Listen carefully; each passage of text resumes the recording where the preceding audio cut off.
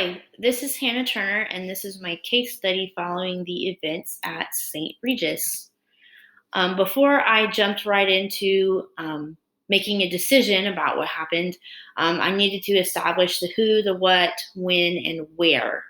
So we have four main characters in this situation. We have Mrs. Lynn, who is our librarian and computer lab teacher. She's been our librarian for a long time, and computer lab is something that has been new this year. We have a PTA member who was with Mrs. Lynn at the time of the incident. Mrs. Brandon, who is one of our third grade teachers, she is who we will refer to as the whistleblower. She's the one who informed me of this situation. And there is, of course, myself, the principal of St. Regis, and it's my job to make these decisions about what to do. So, what happened? Um, our school is kind of a small school, and we've acquired new and expensive technology. We got computers. We've established a computer lab adjacent to the library for Mrs. Lynn, and we've also got new computer programs to go with these computers. So we've got computers and new computer programs, and it was a lot of money. It was a Herculean effort to be able to get those things. Mrs. Lynn and a PTA member, they made copies of those computer programs for teachers. Teachers were interested in using those programs in a new and different way in their classrooms. And so Mrs. Lynn and the PTA members tried to meet that need for those teachers. And those copies were distributed to second through fourth grade teachers, including Mrs. Brandon. So a total of 6 teachers. This all occurred 4 months after we purchased this new material. So it is brand new, but this copying of this material hasn't been happening for 4 months. It just happened very recently. Mrs. Brandon informed me immediately when she was offered a copy of this computer program. And this all happened. The copies were made in the library with Mrs. Lynn and a PTA member, and they were, like I said, given to second through fourth grade teachers. And they are used in those copies are used in these classrooms, except for Mrs. Brandon's classroom. So when Mrs. Brandon came to me, she accused Mrs. Lynn of breaking copyright law, which is a fairly serious accusation. So before I made my decision, I needed to determine if that is accurate. There really is some sort of law broken. So in my research, I did find that copyright law has indeed been violated. Schools fall under something called fair use, and fair use does not apply here. And while there's no specific hard and fast rules about fair use, there are 4 elements to fair use. The first element is that it's used for a new purpose. The copies are not being used for a new purpose. They're just being used in a different location. The original work is primary factual in nature. And while these computer programs are educational, they are a creative work because they took a programmer to create them.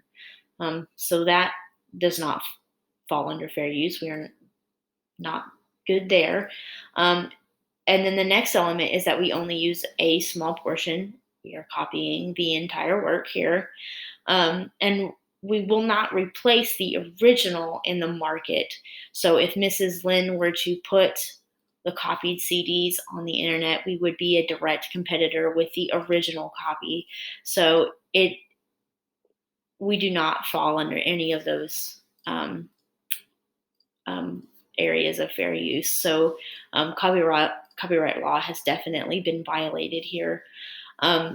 Our district's legal counsel, if Mrs. Lynn were to be discovered copying these things, it would not be extended to her. That is our district policy. Our district policy is that members are expected to follow and adhere to copyright law. And besides Mrs. Lynn, we have teachers and PTA members. If they're not complicit in this breaking of copyright law, they are then ignorant of the copyright law. Ethically, we have a little bit kind of a muddier situation here.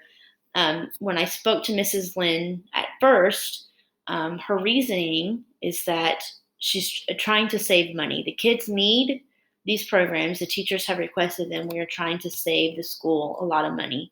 Our parents work very, very hard, and every dollar counts, is what she told me. Um, and that is obviously true. We do need to save money when and where possible.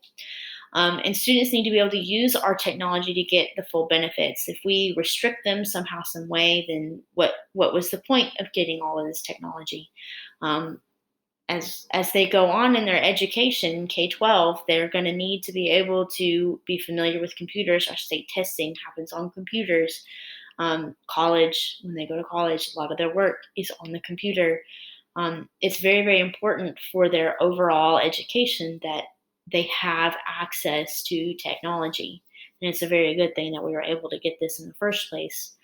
So our ethical dilemma kind of stems from what is best for the schools, and we have two different ideas here, and it's up to me to kind of help us sort through that.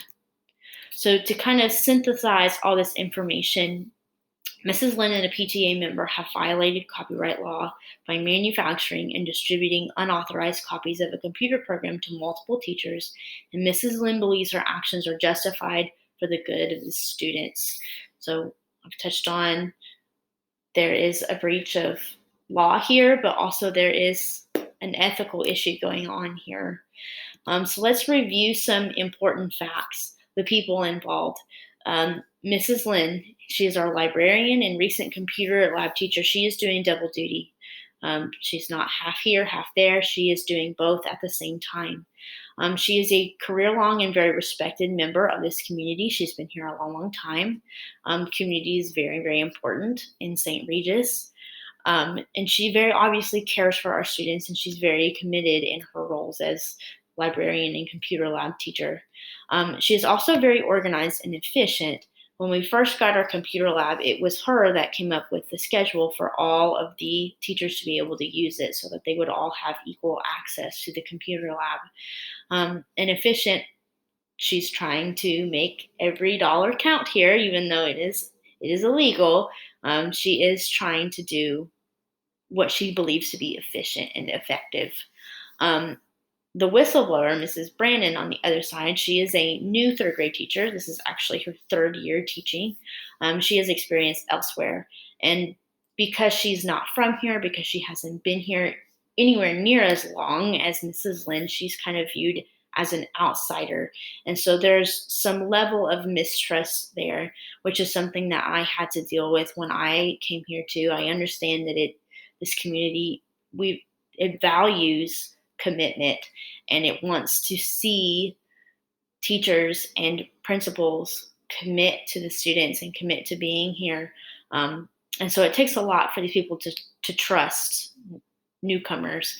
So that kind of affects how Mrs. Brandon is viewed by others, including Mrs. Lynn. Mrs. Brandon, though, even though she might be aware of how others view her, she is unafraid to stand up for her convictions. She is the one who stood up to Mrs. Lynn when the copy was offered to her, and she's also the one who informed me of this situation. Besides those two, there's also the PTA members.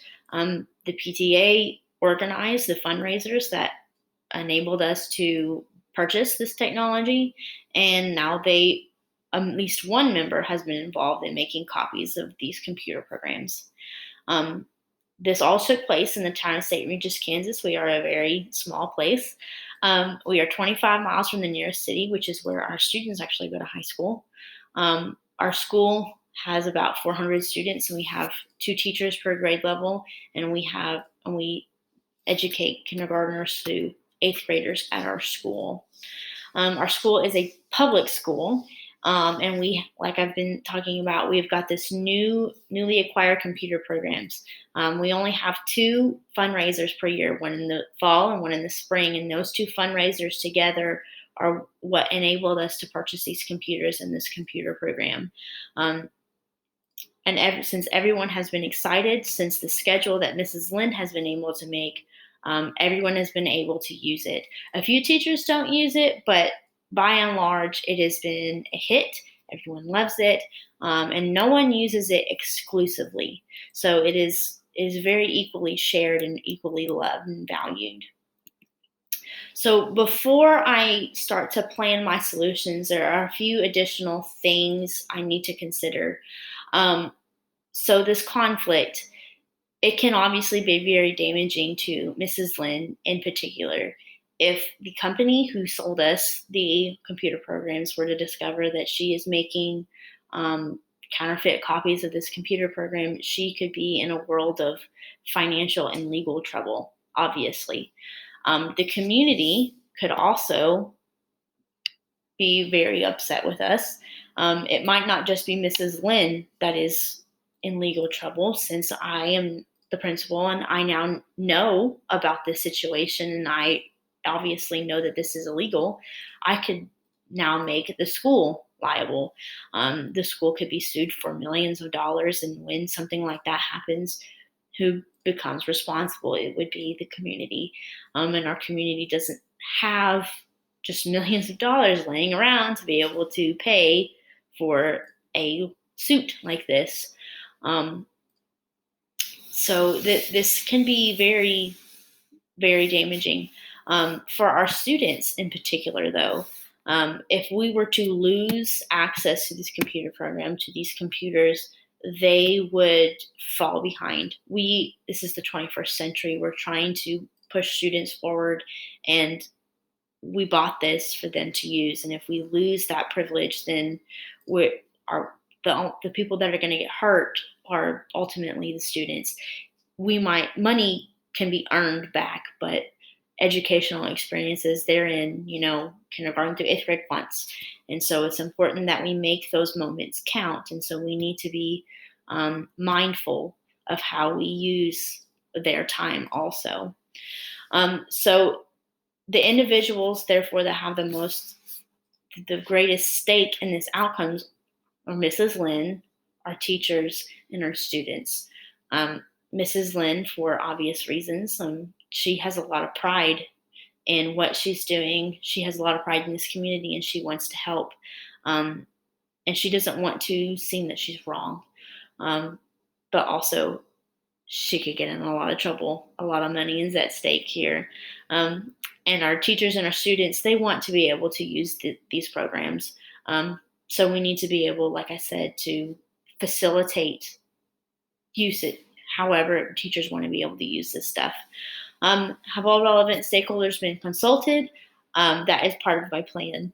I have not been able to speak to the other teachers besides Mrs. Brandon and Mrs. Lynn. I need to be able to speak to all the teachers, not just 2nd through 4th grade teachers, but I need to speak to all of them. I also need to speak to the superintendent, and I will touch on that in just a little bit. As far as the situation goes, I feel like I can learn just a little bit more about what's going on, about why it is that we need these computer programs, where we need them. So when I consult with all of my stakeholders, I'll be able to answer that question. And as far as decision making goes, I am ready to decide on a plan of action, not necessarily as this is what I'm going to do, but I can make a plan. And some other important takeaways. This is not a conflict between the new faces and the old faces. This is not that kind of conflict. At least I should not make it that way. That would not be good for anyone. We are all in this together. We need to make a decision together. It's also not a conflict on what's best for students. Everyone in this situation agrees that this technology is wonderful and the students love it, and they really need to be able to use it. We all agree on that. What this really boils down to, it's a disagreement on the means to an end. The students need to be able to use it. We are disagreeing on how and when they can be able to use it. So next, I drew out some plans. I've got 3 here. So option 1 would be no action. I kind of ignore what's going on. I don't do anything, kind of figuratively sit on my hands. So the copies would continue. I would imagine that Mrs. Lynn would broaden her copies besides second through fourth grade, to move to kindergarten through eighth grade. So we would have at least 18 copies of this computer program, if not more. If I don't do anything, it would appear that I am approving of what's going on. I already know that it's illegal. And if I don't do anything to stop what's happening, it would look to the outside that I am okay with what's happening in my school. And of course, this is legally risky. Um, we could be risking a lot of money here in a legal suit if I choose to not do anything. So option 2 is more like a comprehensive action. This is very on the other end, very opposite, very polarizing. First, I would confiscate and destroy all the copies, and I would discipline all parties, which would include, but also may not exactly include termination. I told Mrs. Lynn to stop, and she ignored what I told her. She argued with me. And if she continues to make copies, I could fire her for that, for refusing to listen, and for putting our district in at legal risk of litigation here. I could also restrict access to the computer lab. You only get in there once a week. You don't get to you only get to go in there as a class. No students get to go in and out as they want. It is very strict on who gets to come and go. And then also, I could bar PTA access to buildings outside of official PTA business unless permitted by the administration, which would be me. Reminder that there was a PTA member helping Mrs. Lynn make these copies. This, of course, is one extreme to the other. So the option that I came up with in the middle, I definitely believe I need to confiscate all these copies. They are illegal. They should not be in circulation. I think I need to re-educate all of my staff members on copyright law, on what fair use is, what we can and we cannot do, and therefore we need to develop new policies together. We need to sit down as a group. We need to decide this is acceptable, this is not. And we need to be very specific about those things so that when we have new teachers come and go, we can look, this is our policy. Okay, yes, I can do this, or no, I cannot do this. With the help of the PTA, we need to plan to purchase more licenses. It's very clear that this is a need, which is fine. If we need them, we will get them. But we need to fundraise. We might need a special fundraiser. We might be able to be fine with this fundraiser coming in the spring.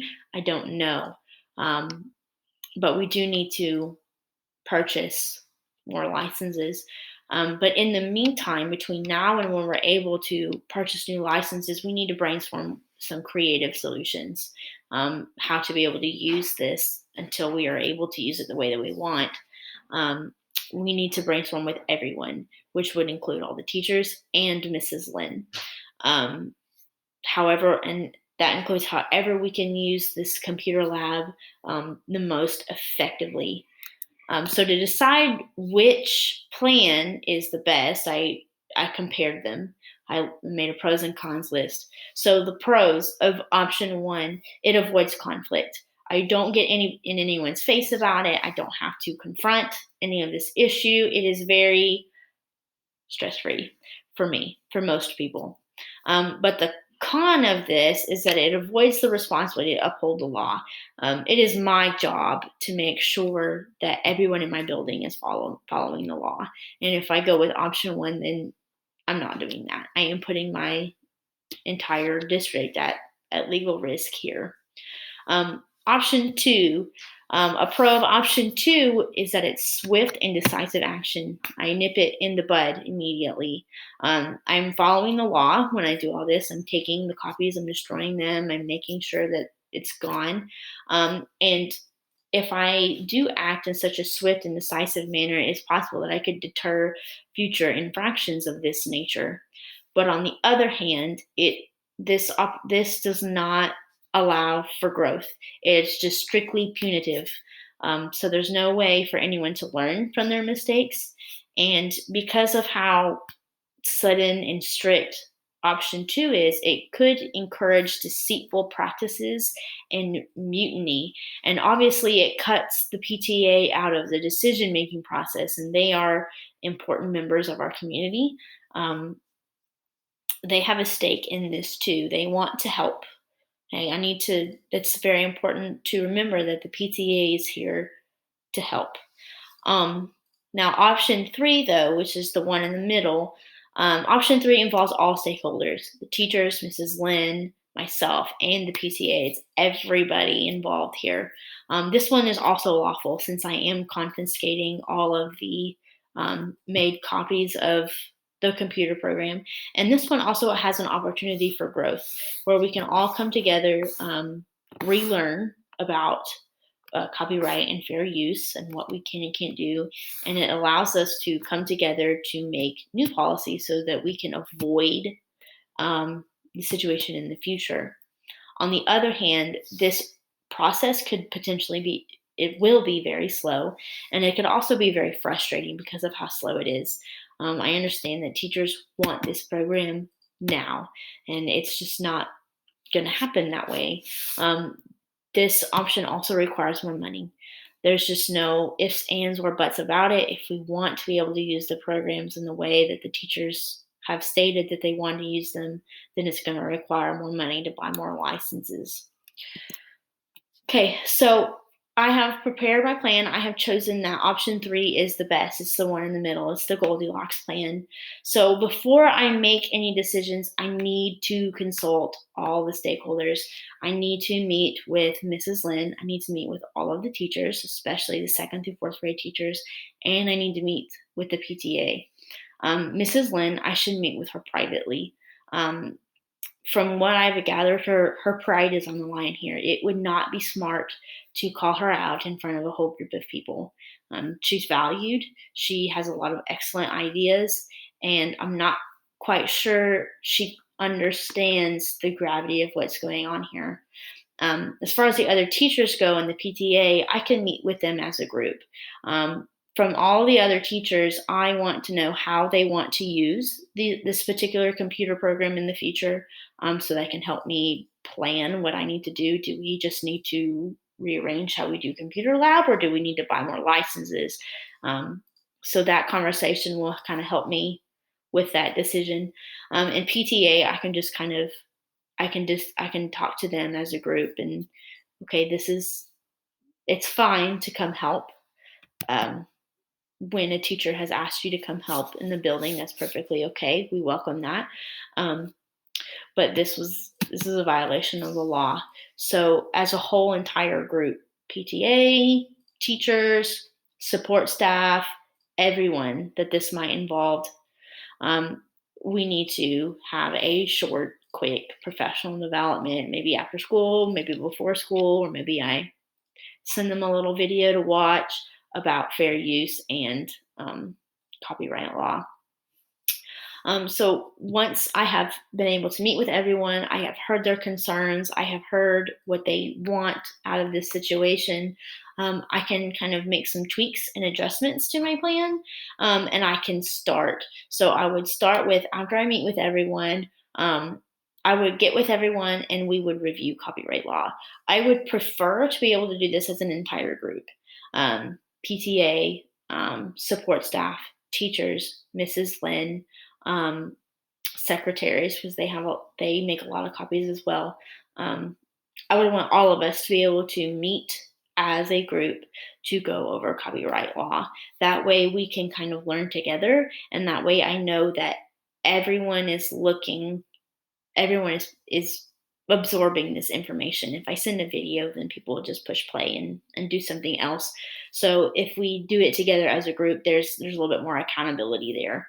And after we have gone over what fair use is, a copyright law is, I would ask those who are interested. I wouldn't ask everyone.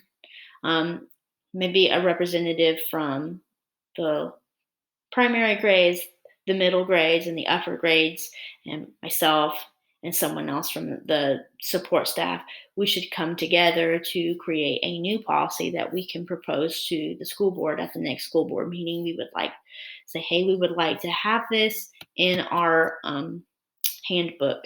It needs to include very specific examples of what is acceptable and what is not. It needs to define fair use so that a teacher can go through and check, oh, yes, I do this, I do this, I do this, I do this, or no, I don't, I'm not doing this. So this is not fair use. We'll need to be able to come up with a very specific, very thorough policy. And after we do that, or while that is happening, I would like to be able to meet with the PTA and discuss what can we do about the spring fundraiser. Do we have plans already for those funds? Are we going to, or can we maybe start saving up for licenses of this program? And I would also need to be able to price those before I meet with the PTA, so they can answer that question a little bit better for me. And in the meantime, so I've met with everyone, we've gone over the law, we have created new policy, we have started planning for more money. But now, in the meantime, for my teachers and for my students, we need to get together and we need to decide how can we meet our needs right now. Do we need to make kind of switch up the computer lab schedule? Could we maybe, if the teachers want to use this computer program in stations, could we maybe move the entire class period into the computer lab and make the computer lab a comfortable space where a teacher can come in and teach the lesson like normal and then be able to use the computers as a station? Instead of bringing the computer program to us, we go to the computer program. Or could we maybe take turns with the original copy? If we have it on a disk, could a teacher use it in her room one day and then the next day the teacher use it in her room? They switch back and forth. So there are some different solutions, and I know that Mrs. Lynn and all my teachers would have some thoughts on all of those solutions, and maybe even have different solutions of their own. But there are things that we can do. The main thing that I will carry on throughout this is that it is important that everyone's dignity is maintained, that no one is called out or shamed for what has happened. It's I am not here to grade you. I'm not here to scare you. I am here to try to help you understand, to warn you that what you're doing is not legal and that there are some natural consequences to this. There's a possibility that they won't ever find out, but it's not really a risk that we want to take. I'm not here to scare you. I'm here to help you learn and to help you grow. And so that next time, this isn't even going to be an issue because you will know what the law says about copyright. So now it's time to implement my plan. So what steps should I take? So first, I need to discuss and collect information from everyone. I need to re-educate everyone on the law. Maybe some of them have never even encountered copyright law, so they don't even have any idea what fair use is.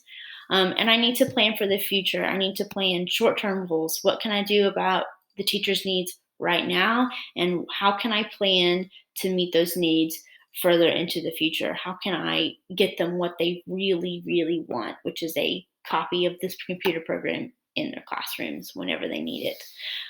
So the likely outcomes, best case scenario.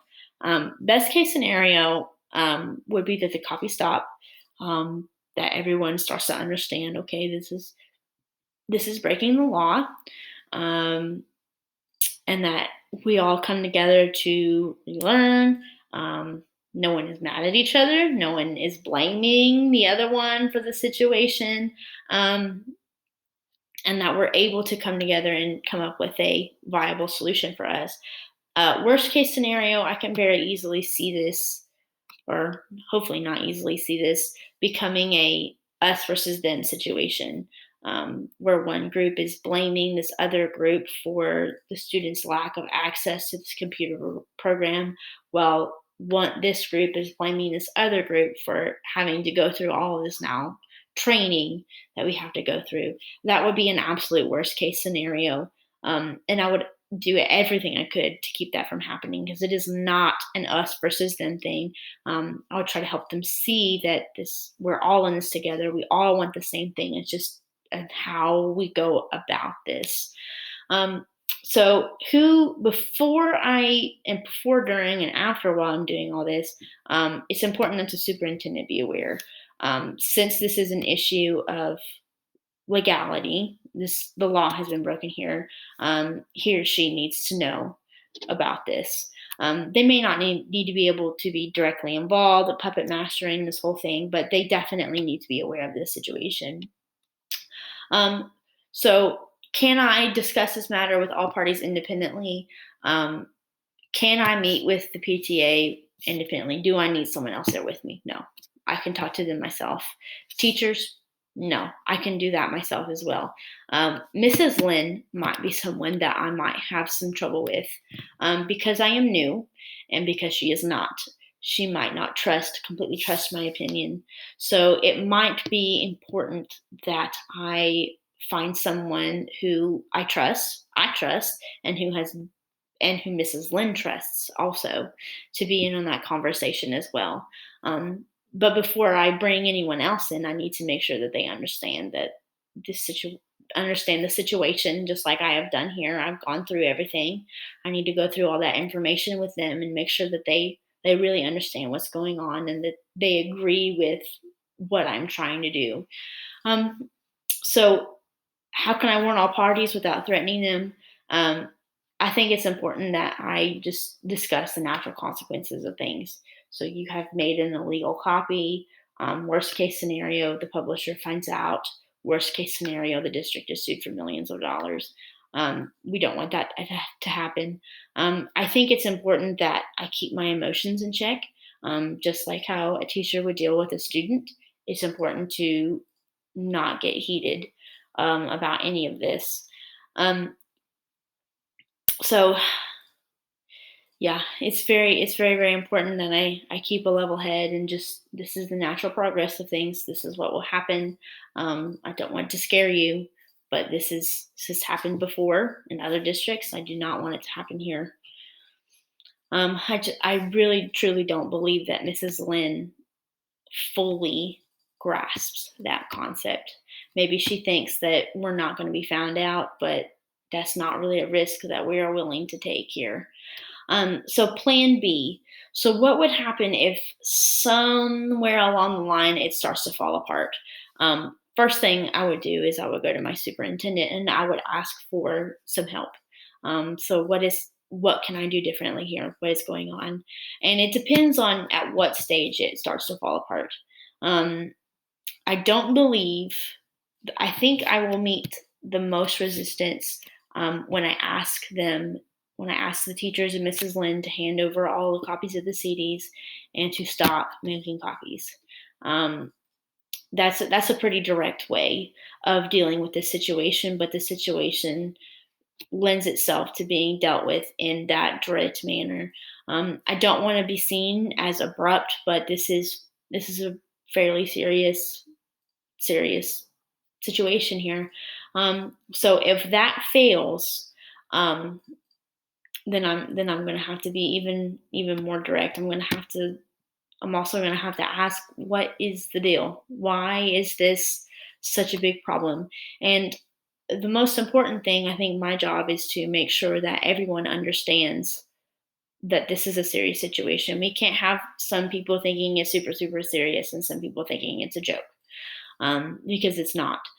We all need to be on the same page. So that is part of my job as principal, is to making sure everyone, PTA, teachers, Mrs. Lynn, we are all on the same page on what is happening and how to move forward.